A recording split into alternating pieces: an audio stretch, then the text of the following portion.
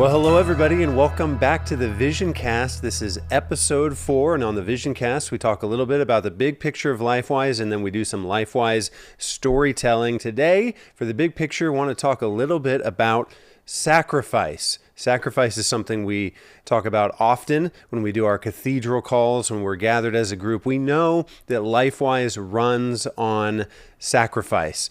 There are so many donors who donate their finances expecting nothing in return to see that public school students receive Bible education during school hours. There's so many volunteers who sacrifice their time. There's so many staff who join the team, oftentimes taking large pay cuts, making sacrifices to do this. We know there's not a single class that takes place. There's not a single program that launches. There's not a single Bible that's distributed without people making sacrifices. That makes us feel so grateful, and we recognize that this is very appropriate as a Christian ministry. Colossians chapter 1, verse 24 says this.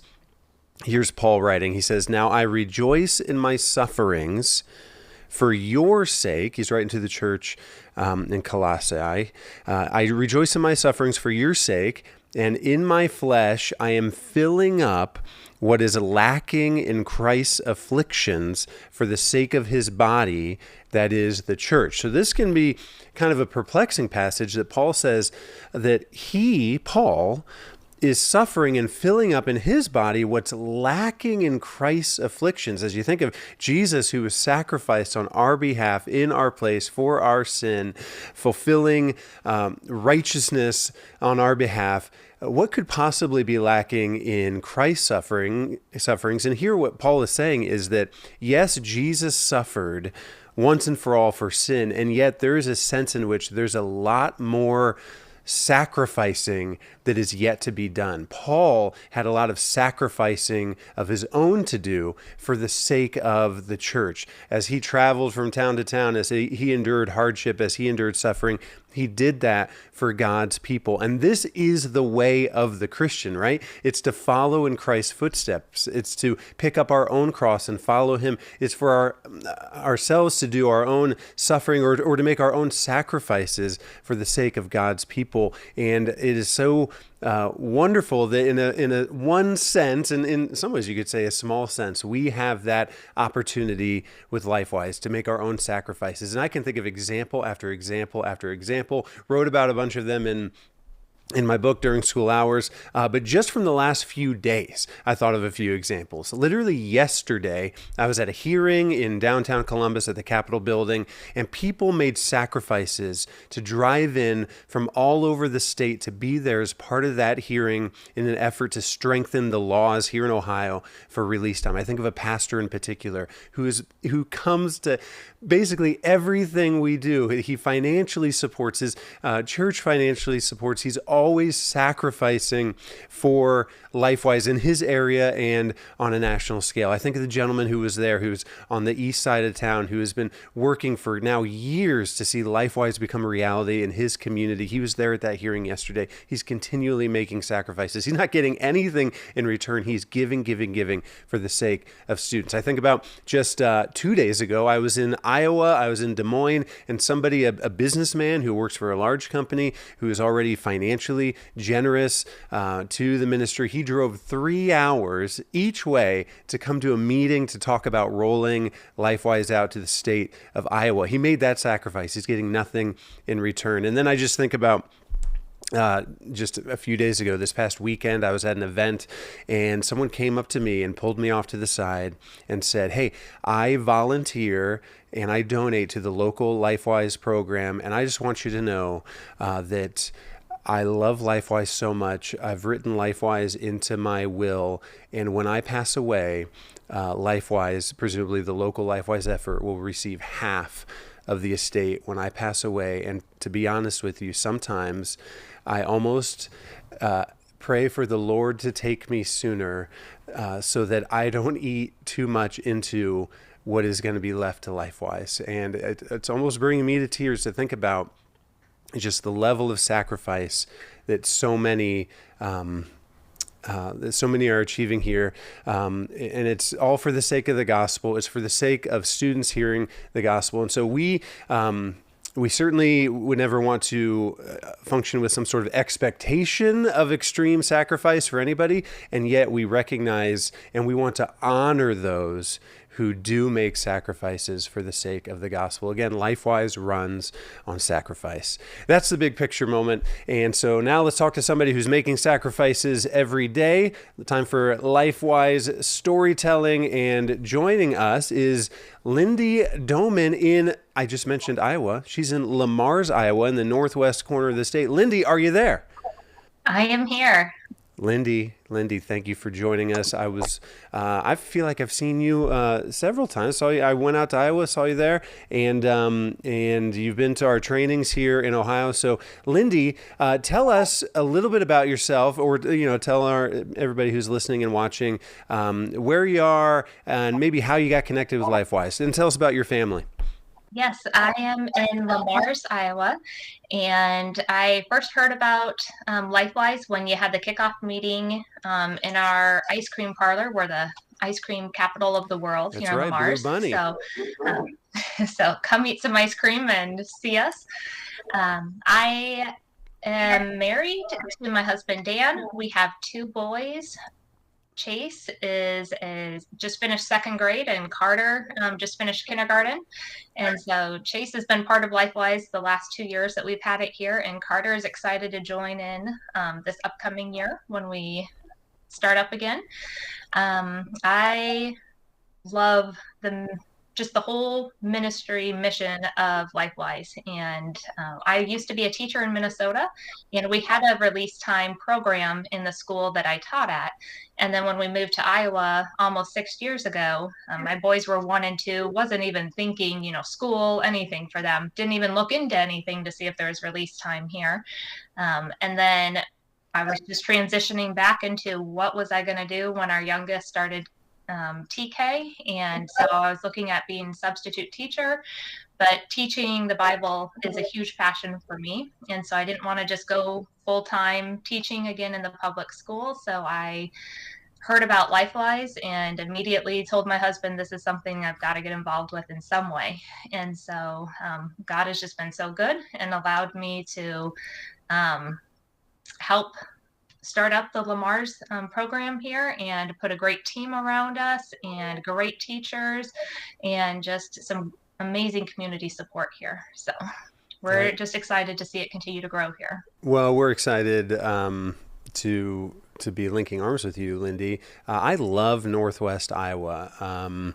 Love the people in Northwest Iowa, and I know that you guys haven't had in many ways the easiest time. I know there's been challenges, but to see your faithfulness, and it's right in line with what I was just chatting about with sacrifice, to see your team continuing to sacrifice to serve these kids is really inspiring. So thank you.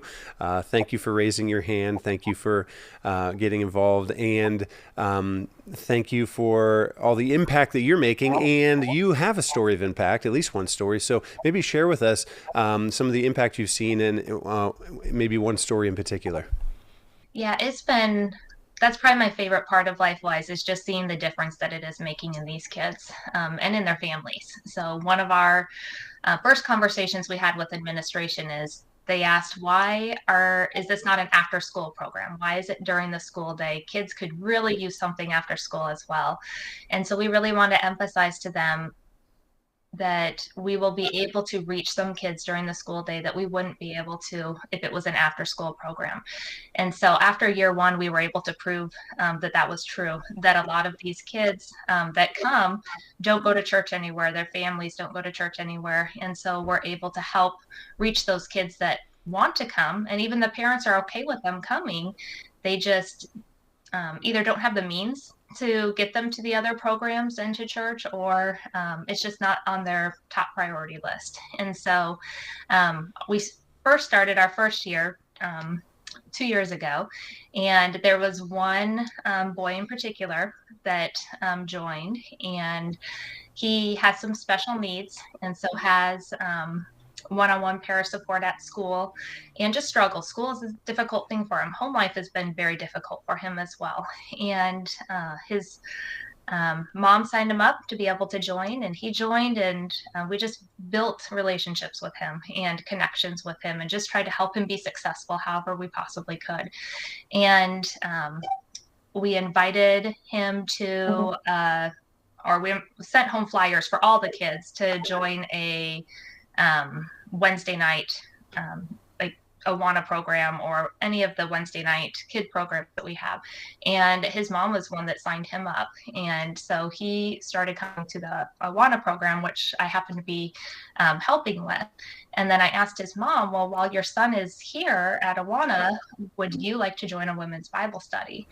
And so she was willing to sign up and join the women's Bible study. And so I connected her with somebody that I thought would be a good fit with her. And so that was wonderful to build that relationship between not just the son joining a church program, but also for her to build those relationships. And then this year, he signed up for LifeWise again. But just due to some of his anxiety and different needs, he dropped out for a couple of months from LifeWise. But he still continued going to Awana faithfully week after week, which was a blessing. But then he wanted to come back to LifeWise. And so he came back. We partnered him with somebody at LifeWise that we thought would really build a strong relationship with him and found ways to help him even more be successful and take that pressure off of, participating in some of the activities that were too overwhelming for him. And so he loved it, and he continued faithfully the rest of the year. And about a month before school was going to end, I got a message from his mom, and she asked me if there was a LifeWise program in another community here in Iowa, because they were going to be moving right after school ended. And I looked up the information. I saw that there wasn't one. And so I said, well, I can give you the link of the community interest list in that community, and you can go ahead and sign that if you would like to see one get started there. And so she told me, thank you for that. And I didn't know what she was going to do with it, if she was going to follow through with it or not. But I did check a week or so later just to see, and I saw that the list had started then. And so I knew she must have taken that information and at least signed it or sent it to somebody else, because I did share with her, you can send this to anyone in that community, and also have them sign the link to see that interest grow. And then she asked if she could send a disposable camera with her son the last week of LifeWise, so that she could take pictures, or he could take pictures of those friends and the people that meant something to him, and have those memories from Lamar's moving forward. So that was just really special to see that LifeWise meant so much to their family, that they want those memories going forward, but they also want just to continue building that foundation for truth moving forward as well. That is so amazing. It is so great to hear. I heard kind of the story of two bridges in your story, of a family being bridged by LifeWise to the church community, getting connected to church, and then this family becoming kind of a bridge to bring LifeWise to another community, which both of those things are things we love to see. To see them both happen in this family is pretty incredible. In fact, just yesterday, I'm in this hearing and somebody asked a question. They say, is LifeWise some sort of replacement for church, or is this people are going to be doing this instead of church? And I said, well, no, far from it. LifeWise is a bridge for families that are not connected, to get them connected. And to hear that this young man is now in the Awana program, that the family's connected, the family's enthusiastic, is just awesome. And it's like the dream. And hearing little bits, getting to see from time to time what God is doing is so encouraging and emboldening. And so thank you, Lindy, for everything you're doing. Thank you for calling in. Thank you for your continual sacrifice. And we'll be praying for you and your team in Northwest Iowa. Everybody, thanks for joining the Vision Cast. Look forward to seeing you next time.